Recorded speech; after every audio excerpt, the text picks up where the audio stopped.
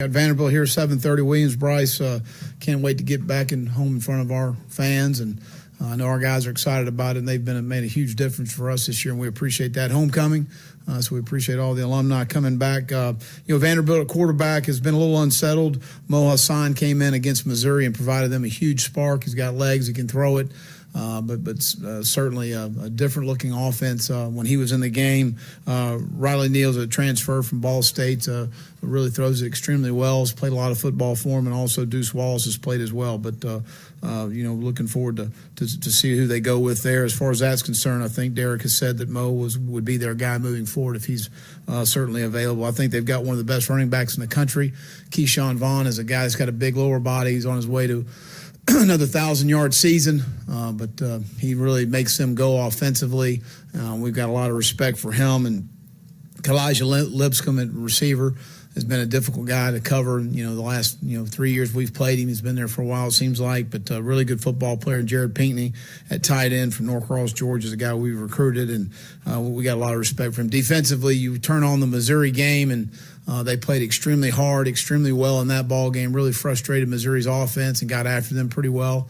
And when you turn that tape on, it certainly impresses what you're seeing. And Derek's a defensive coach, but they got after Missouri really good in their last ball game. Injury-wise, Rico will be out, but moved around really well today. So I think maybe next week. I'm not positive on that, but he moved around well. Dylan Wonnum worked out today, but he will be out for this weekend. A.J. Turner will be out with a hamstring, and Damani Staley with the turf toe. And hopefully get the majority of those guys back hopefully next week.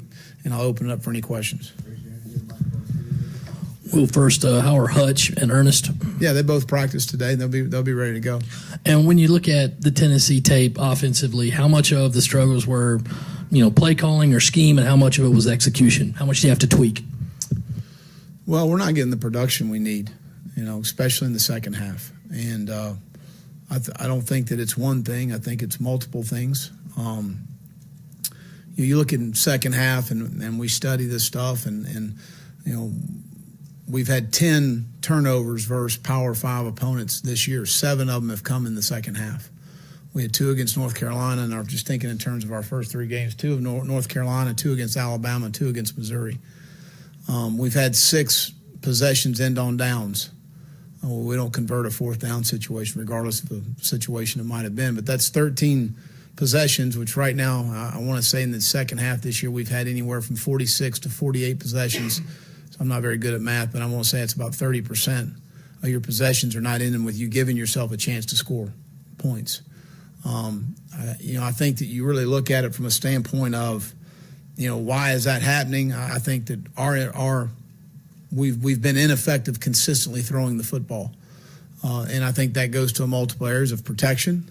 I think it goes from route running, precise routes, accuracy with the football. It's not one thing; it's multiple things. We were trying to correct. We're trying to get it right. I thought we got off on the right start on the first play of the game last week, and felt like there were some things that we did do positive as far as those things are concerned. I'd point to some youth in some key areas. We'll just call it like it is. I mean, it's hard. We're asking some of these guys to do. I think that field position's been an issue. You look at the last second half in the third quarter against Tennessee, 3 possessions, we self-inflict, 5-yard penalties, a delay of game, and 2 false starts. And right now, when you're not creating explosive plays, they're hard to overcome those. And then obviously we can do a better job as coaches making some adjustments and helping our guys and putting them in better situations to execute better, to get more production. So I think it's multiple things. I go back and look at 2018 and thinking in terms of 5 of the 9 games, we score 17 points or more in the second half. We know how to make adjustments. So, those are things we've just got to continue to iron out and find, things that we can do better to improve offensively, because we need to be more productive, bottom line.